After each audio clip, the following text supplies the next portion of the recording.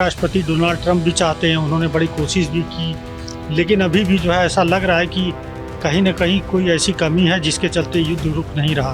Putin और India की जो केमिस्ट्री, रशिया इंडिया की केमिस्ट्री आप देख ही रहे हैं, लगातार हमेशा चर्चा में रहती है जब भी आते हैं। जेलेंस्की के संबंध जो हैं वो ट्रंप से वो केमिस्ट्री नहीं रही उस व्हाइट हाउस की घटना के बाद से। नमस्कार, आप देख रहे हैं भारत एक्सप्रेस और मैं हूं आपके साथ आंचल मित्तल।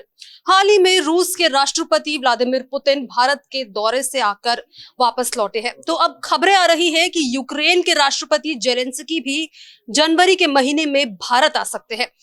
अब रूस और यूक्रेन के बीच जो है लगातार युद्ध जारी है और अब इसको लेकर जब जेलेंस्की भारत आएंगे तो आखिरकार क्या कुछ होगा और रूस की तरफ से क्या कुछ होने वाला है, इसी को लेकर आज हम बात करेंगे, जिसके लिए इस वक्त मेरे साथ मेरे वरिष्ठ सहयोगी अजीत प्रताप सिंह जी मौजूद है, उज्जवल मिश्रा मौजूद है, साथ ही विशाल तिवारी जी भी मौजूद है। तो सर, सबसे पहले मैं आपसे ही जानना चाहूंगी, अभी हाल ही में पुतिन आकर जो है वापस लौटे हैं, क्या लग रहा है जब जेलेंस्की आएंगे तो उनका क्या रिएक्शन होगा, क्योंकि दोनों देशों के बीच युद्ध है। देखिए, यूक्रेन और रूस के बीच में लगभग 3 साल से युद्ध चल रहा है और पूरी दुनिया चाहती कि युद्ध रुक जाए। अमेरिका के राष्ट्रपति डोनाल्ड ट्रंप भी चाहते हैं, उन्होंने बड़ी कोशिश भी की, मिले भी जो है रूस के राष्ट्रपति से, लेकिन अभी भी जो है ऐसा लग रहा है कि कहीं ना कहीं कोई ऐसी कमी है जिसके चलते युद्ध रुक नहीं रहा है। भारत ने हमेशा कहा है कि भारत शांति का पक्षधर है, दोनों देशों के बीच में ये युद्ध का समय नहीं है, इसे ख़त्म किया जाना चाहिए। और चूंकि रूस के राष्ट्रपति आए हैं तो भारत चाहेगा कि यूक्रेन के भी राष्ट्रपति आए। एक बार मोदी जी रूस गए थे, उसके बाद फिर यूक्रेन भी गए थे, तो भारत ऐसा दिखाना चाहता है कि भारत किसी एक का पक्षधर नहीं है, कि मतलब हमारी रूस से बहुत ज़्यादा दोस्ती है और हथियार सप्लाई रूस करता है, हमें तेल दे रहा है डिस्काउंटेड रेट पे, तो ऐसा ना लगे दुनिया को कि भारत रूस का पक्ष ले रहा है।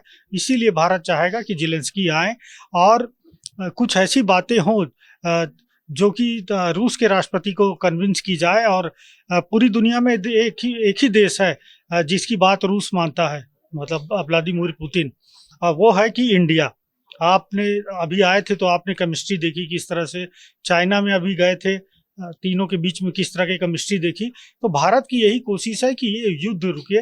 क्रेडिट लेने की होड़ में भले ही जो है डोनाल्ड ट्रंप हो या जिस तरह वो दावा करते हैं कि इस साल बहुत से युद्ध हुए, उन्होंने ख़त्म किए, ये अलग बात है, लेकिन भारत की यही कोशिश है कि डिप्लोमेटिकली जेलेंस्की आए यहाँ पर, उनसे अच्छी बातचीत हो, जिसका फीडबैक रूस को जाए और रूस कुछ नरम पड़े और बातचीत को राजी हो और युद्ध समाप्त करने की दिशा में भारत कुछ कंट्रीब्यूट कर सके, कुछ योगदान कर सके। इसीलिए भारत चाहता है कि जेलेंस्की भी भारत आए। जब पुतिन भारत में आए थे तो तब भी भारत की तरफ से कोशिश की गई थी कि यूक्रेन और उनका युद्ध रोका जाए, और भारत ने कहा भी था कि हम न्यूट्रल नहीं है, हम चाहते हैं पीस हो। अब यूक्रेन के राष्ट्रपति भी आ रहे हैं, आपको क्या लग रहा है वो किस मकसद से आ रहे होंगे? क्या कुछ डील्स यूक्रेन और भारत के बीच में हो सकती है? अचल, जैसा कि खबरों के मुताबिक कि बहुत समय से यूक्रेन के राष्ट्रपति के ऑफिस से हम कांटेक्ट में थे और लगातार बातचीत चल रही थी।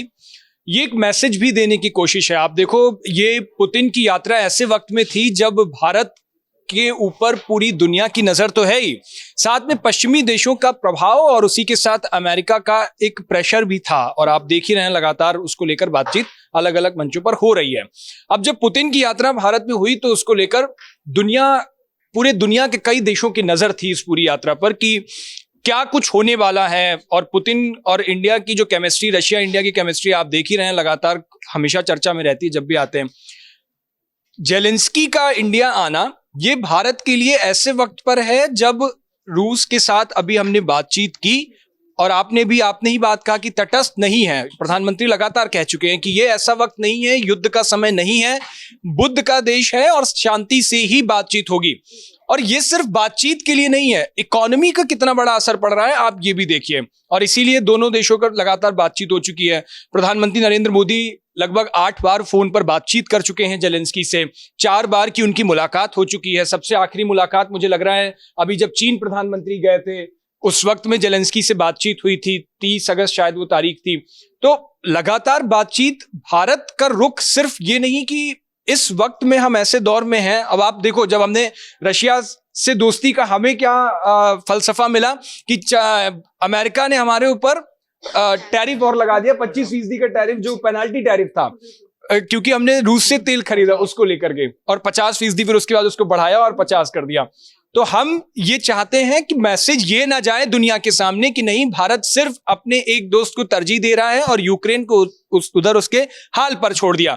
मुझे लग रहा है कि जब यूक्रेन के राष्ट्रपति यहां पर आएंगे तो वो चीजें भी, हालांकि अभी तक यूक्रेन ने अपने राष्ट्रपति को सिर्फ 3 ही बार इंडिया भेजा है। एक 1992 की विजिट थी, दूसरी शायद 2002 की थी, और एक 2012। ये 2026 ऐसा साल होगा नए साल की शुरुआत के साथ कि एक नया अध्याय और लिखा जाएगा और एक बड़ा मैसेज दुनिया को देने की कोशिश की जाएगी। और प्रधानमंत्री नरेंद्र मोदी के उस वाक्य, उस सेंटेंस पर कि हम तटस्थ नहीं हैं, न्यूट्रल नहीं हैं, हम पीस चाहते हैं, और दोनों अब भारत ही इसमें इंटरफेयर करेगा। आप देखना, इस वॉर को रुकवाने के लिए एक बड़ी कोशिश होगी। तो लड़ाई को रुकवाने की लगातार कोशिशें जारी है। बीते दिन भी रशिया की तरफ से हमला यूक्रेन के ऊपर किया गया था, जो आए दिन हो ही रहा है। यूरोपियन यूनियन भी पूरी कोशिश कर रहा है, अमेरिका भी कोशिश कर रहा है, और भारत की तरफ से भी कोशिशें जारी है। क्या लग रहा है जब जेलेंस्की यहाँ पर आएंगे, क्या भारत की बात को वो सुनेंगे? क्योंकि जिस तरीके से रशिया के प्रेसिडेंट को भी जो है भारत की तरफ से बोला गया था, तो उन्होंने उस पर गौर किया था, लेकिन उसके बाद भी हमला हो गया। तो जेलेंस्की आएंगे तो क्या लग रहा है? नहीं, जाहिर सी बात है कि ये बहुत उम्मीद जगाने वाला दौरा है। अगर जो लड़ाई चल रही है वहां पर, तो अगर देखा जाए पूरी वैश्विक, तो यूएस मुझे लगता है कि अपने हिसाब से जितना प्रयास करना था कर चुका है। इसके बावजूद, जैसे अभी आपने कहा कि अभी फिर से हमला हुआ है। अब देखें, जो प्रगाढ़ता की बात, वही बात हो रही थी कि भाई पुतिन खासकर और रशिया जो है, मतलब जिस गर्मजोशी के साथ दौरा हुआ, तो उसमें लगता है कि शायद दुनिया भी इस निगाह से देख रही कि अगर भारत एक ऐसा फैक्टर है, प्रधानमंत्री मोदी जिसको लीड कर रहे हैं, कि अगर वो हस्तक्षेप करते हैं परोक्ष रूप से, जरूरी नहीं कि आप सीधे आप दिखे ही, तो शायद वहां पर शांति की गुंजाइश और समझौते की गुंजाइश बन सकती है। अभी जो अपना भारत जो है, खासकर यूक्रेन नहीं होता है कि यूक्रेन ने भी भारत को, या जो पीएम की हमारी बातचीत रही है, तो लगता है कि नहीं, आप बातचीत या हस्तक्षेप तभी करते हैं जब लगता है कि दोनों ओर आपकी बात सुनी जाए। नहीं है कि भाई अगर एक तरफ आपकी बात सुनी जा रही है, दूसरा वाला आपको भाव नहीं दे रहा है।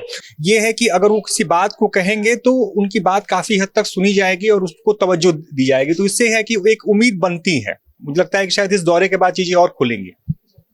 तो जेलेंस्की जनवरी में भारत आ रहे हैं, और कहीं ना कहीं भारत की तरफ से एक मैसेज देने की कोशिश ये लग रही है कि भारत किसी एक कंट्री की तरफ नहीं है, बल्कि भारत लगातार पीस की कोशिश कर रहा है। तो अमेरिका लगातार कोशिश कर रहा है कि यूक्रेन और रूस का युद्ध रुक जाए, जिसको लेकर अमेरिका कई बार बोल भी चुका है। और भारत के ऊपर जो टैरिफ लगा, जैसा कि उज्जवल ने भी बताया, उसका कारण भी कहीं ना कहीं यही था, यूक्रेन और रूस का युद्ध। अब आपको क्या लग रहा है, जब यूक्रेन के राष्ट्रपति भारत आएंगे तो अमेरिका का इस पर क्या रुख होगा, और भारत को लेकर क्या जो सोच वो बनाकर बैठा है वो बदलेगी? देखिए, अमेरिका भी कोशिश कर रहा है कि ये युद्ध रुके, और हम देख चुके हैं कि कई बार प्रयास भी किया गया अमेरिका के द्वारा। खुद राष्ट्रपति डोनाल्ड ट्रंप भी कोशिश कर रहे हैं, यूरोप के लोग भी कोशिश कर रहे हैं कि ये युद्ध रुके। भारत से कई बार बोला भी गया कि भाई भारत एक अपनी भूमिका निभा सकता है इसमें, और भारत निभा भी रहा है। लेकिन रूस और यूरोप के भी बड़े तनावपूर्ण रिश्ते इस समय चल रहे हैं। सिर्फ यूक्रेन से ही रिश्ते खराब नहीं हुए, बल्कि हम जर्मनी देख रहे हैं कि वहाँ पे हथियार जुटाए जा रहे हैं, वहाँ पर और भी जो स्कैंडिनेवियन कंट्रीज है वहाँ पे भी तमाम हथियार खरीदे जा रहे हैं। तो यूक्रेन युद्ध नहीं रुका तो फिर ये युद्ध बड़ा होगा, फैलेगा, यूरोप तक पहुँचेगा, तो जो कि मतलब बिल्कुल भी अच्छा नहीं होगा, चाहे वो मानविक आधार पे कहा जाए या चाहे वो इकोनॉमिक आधार पे। क्योंकि अभी भी जो है कई कंट्रीज में रिसेशन हम देख सकते हैं कि कोरोना के बाद अभी भी अच्छी स्थिति नहीं है। भारत में थोड़ा बेहतर स्थिति हुई है, चूँकि बड़ा मार्केट है और अमेरिका के भी टैरिफ लगा, लेकिन भारत फिलहाल उसे अपने ऊपर हावी नहीं होने दे रहा। तो यही भारत की कोशिश होगी कि किसी भी तरह से जेलेंस्की को बातचीत करके थोड़ा सा उनको भी झुकाए, थोड़ा सा रूस के राष्ट्रपति भी झुके, रूस भी झुके, तभी शांति अस्थायी होगी। नहीं तो कोई ना कोई विवाद, जब से आप देखिए, विवाद सिर्फ ये नहीं कि नाटो में शामिल होने जा रहा था, क्रीमिया को लेके भी जो है, क्रीमिया को लेके भी रूस के साथ तनातनी यूक्रेन की चल रही थी, और क्रीमिया पे जबरदस्ती कब्जा भी किया गया रूस के द्वारा। तो कई मुद्दे हैं, लेकिन भारत की कोशिश यही होनी चाहिए कि जब जेलेंस्की आए तो उनसे अच्छी बातचीत हो, उनका जो फीडबैक रहे वो रूस को दिया जाए, रूस का जो फीडबैक है जेलेंस्की को दिया जाए, और कहीं ना कहीं से मजबूर किया जाए दोनों देशों के कि आप एक साथ बैठ के, खुद दोनों राष्ट्रपति न बैठे तो उनके लोग जाके जो है बैठे हैं और सामने बातचीत करें कि आखिर भाई क्या समाधान है। क्योंकि अब 3 साल से युद्ध चल रहा है और ऐसे में तो बहुत ही मतलब न सिर्फ इकोनॉमिक रूप से देखा जाए तो ये ह्यूमैनिटी के लिए बड़ा विध्वंसक है, और यही कोशिश अमेरिका भी कर रहा है, यही कोशिश भारत भी कर रहा है। तो जब पुतिन भारत आए थे तो पूरी दुनिया की नज़र कहीं ना कहीं भारत पर थी, और जैसे कि सर ने भी बोला कि सिर्फ अमेरिका नहीं बल्कि यूरोपियन यूनियन भी चाह रहा है कि ये युद्ध रुक जाए। तो जब जेलेंस्की भारत आएंगे, क्या लग रहा है कि अमेरिका और यूरोपियन यूनियन उनका भारत को लेकर क्या नजरिया बदलने वाला है? क्योंकि भारत लगातार बोल रहा है कि वो न्यूट्रल भी नहीं है, वो पीस चाहता है। देखिए आंचल, जेलेंस्की जब कभी भी आप पिछली कई यात्राएं उनकी देखिए, विदेशी यात्राएं देखिए, जेलेंस्की हमेशा जब कभी किसी देश में जाते हैं तो ये कोशिश करते हैं और इस उम्मीद के साथ जाते हैं कि वो देश मॉस्को पर दबाव डालेगा और रूस को पीछे हटने को तैयार करेगा। अभी जब राष्ट्रपति पुतिन आए इंडिया, उसके बाद भी बातचीत हुई, उसके बाद भी ये सारी चीजें हुई। अब जेलेंस्की जब इंडिया आएंगे तो भारत आने के बाद भी उनकी आशा और आकांक्षा दोनों यही होगी कि वो प्रधानमंत्री नरेंद्र मोदी को इस बात के लिए तैयार करवाएं कि वो मॉस्को पर दबाव डालें। लेकिन आपने एक चीज देखी होगी, भारत हमेशा युद्ध शब्द से बचता है। कभी भी आप देखिएगा कभी युद्ध शब्द का इस्तेमाल हम नहीं करते, संकट के शब्द का इस्तेमाल करते हैं।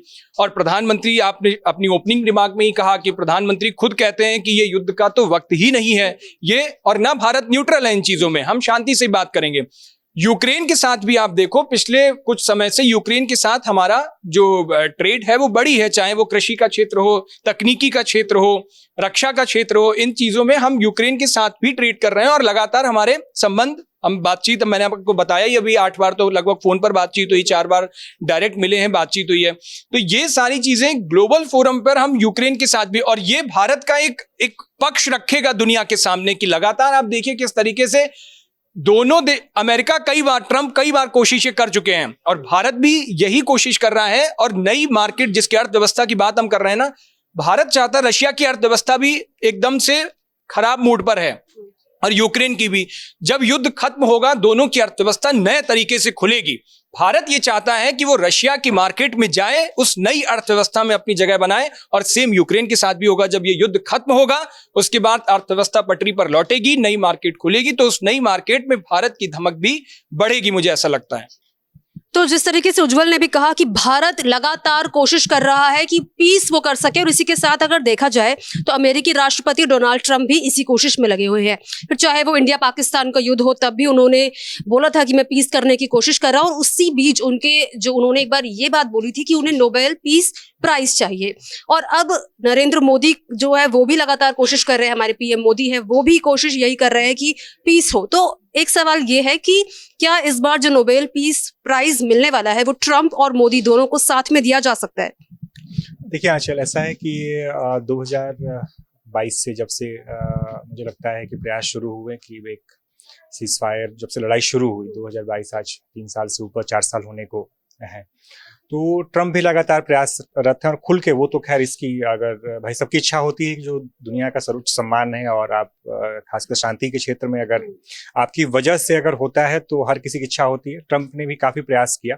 मुझे लगता है कि जिस हिसाब से अभी जो पूरा तैयार किया गया, पुतिन आए, फिर जेलेंस्की पर आ रहे हैं, बीच में भारत ने प्रयास भी किया था प्रधानमंत्री मोदी से, एक बार बीच में अंतर्राष्ट्रीय स्तर पर भी चर्चा थी कि भाई प्रधानमंत्री मोदी एक ऐसे व्यक्ति हैं जो कि दोनों लोगों से, जेलेंस्की और पुतिन दोनों से बातचीत ढंग से कर सकते हैं।